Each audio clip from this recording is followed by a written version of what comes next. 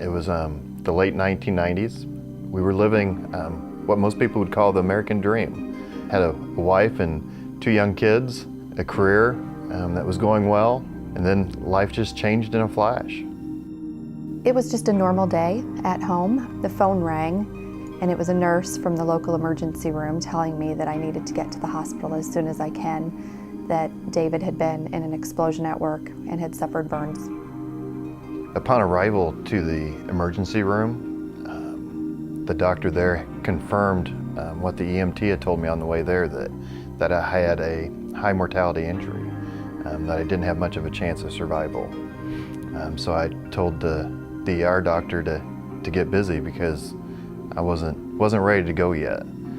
I got to the emergency room, and it was just a frenzy of activity. We were able to tell each other how much we loved each other, and in the next breath, David told me that I needed to take care of our children. And then after that, I was escorted out of the room while they worked on him to get him ready to be transported to the next hospital. My mind just flashed back to all the times when we were dating, or the times where he would be holding our children or playing with them, or who was gonna teach Nathan how to play ball, or who was gonna walk Samantha down the aisle. My mind was just racing back and forth. I wanted to hold on to the hope that he would be okay, but my head was also struggling with the fact that I might not see my husband again.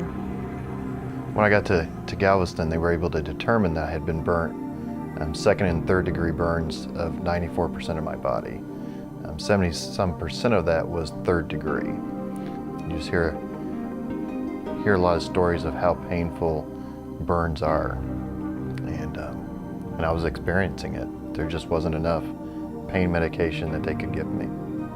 Some mornings he would wake up and David would be fine in the morning and coherent, and other times by lunch he would be fighting off a life-threatening illness, infection, and then by dinner time he would be coherent again, and we never knew what each day was going to hold for us. It was just a constant roller coaster ride.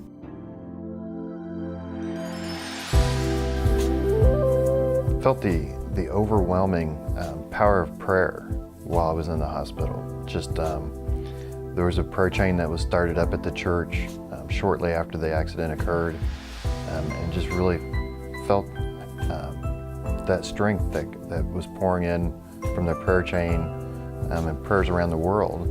There was a strength that came from no place other than God, because it was just unexplainable.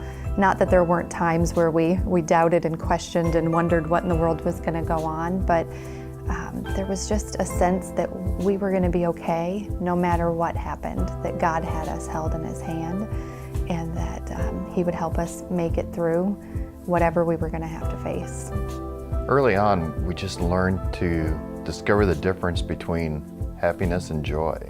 That joy is just part of living. It's just what God provides us and wants us to have, instead of just focusing on being happy at the moment. But joy is a choice. Yes. Joy is a daily choice. That roller coaster ride has continued for 16 years in different little ways. And every day we have to figure out how we're going to find the little things in life that bring about joy. Not just joy for us, but how can we bring joy to other people? When David was even still in the hospital, we would have nurses and friends and family say, you guys really need to think about sharing this story and writing it down. Even way back then, we had what I call Moses moments, lots of Moses moments, thinking, no, surely not us. We're not cut out to write a book.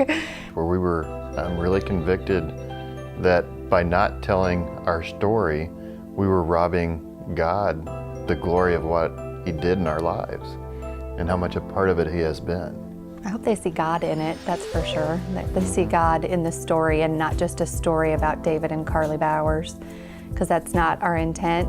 We want it to be a story of what God can do not only in our lives and what He's done in our lives, but what He can do for somebody else as well. Just that hope that is out there, that through life circumstances, there's still that hope, and you can still have joy through those circumstances.